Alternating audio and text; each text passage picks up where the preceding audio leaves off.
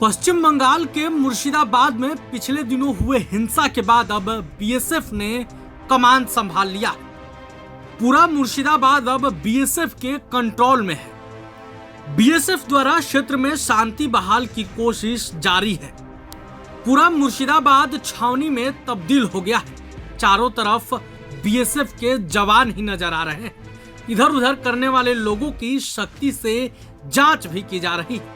इस बीच बीएसएफ के बड़े अधिकारी भी मौके पर पहुंचे और मौके पर पहुंचकर वो खुद स्थिति का मुआयना कर रहे हैं। आप खुद बड़े अधिकारी को सुनिए। वहीं मुर्शिदाबाद के वर्तमान हालात को लेकर वहां के लोगों का क्या कुछ कहना है वो भी आप सुनिए।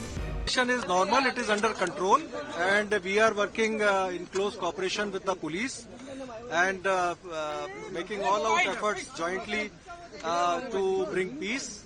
And we are for the common purpose. I had a meeting with the Director General of the Police, and we are working jointly to control the situation, and things are getting back to normal. BSF jawans were attacked by petrol bomb and stones.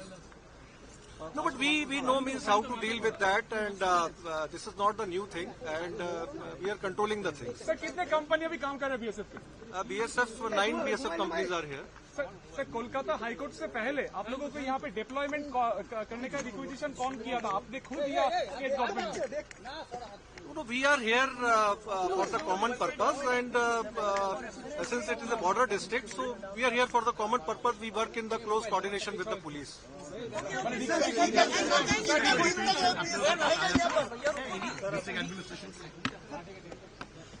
As I told you, we work in close coordination. Otherwise, also it's a border district, so we interact very frequently with the district magistrate, interact frequently with the police officials.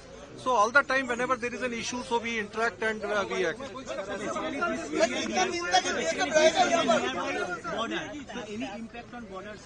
No. BSF is the core competency of BSF is the border guarding. So we are there.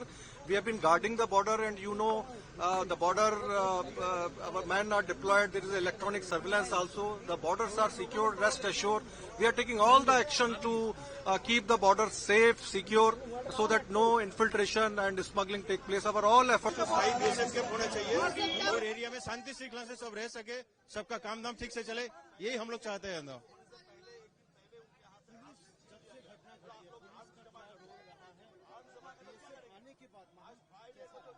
BSF आने के बाद में माहौल पूरी शांति की तरफ आगे आ रहा है था।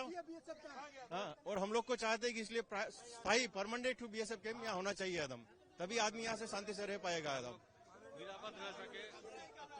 मेरा नाम महेश पुजारा। एमपी को क्या डिमांड किया आप लोग? एमपी के सामने क्या डिमांड रखे? हम लोग एमपी के सामने बोले जो फौज आने के बाद परिस्थिति बहुत सुधर गया है और आदमी घर से निकल पा रहा है, लेकिन जब फौज नहीं आए थे तो यहाँ हर कोई डर के मारे, संशय के मारे अपने घर से निकल नहीं पा रहे थे।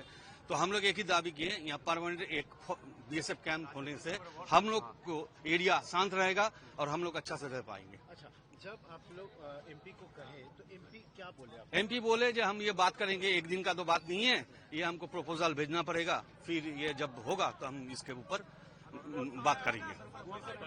मेरा नाम संजीत गुप्ता, मैं धुलियान का निवासी हूँ, मैं खुद एक एडवोकेट हूँ। प्रभात खबर.com, विश्वास वही, रफ्तार नहीं।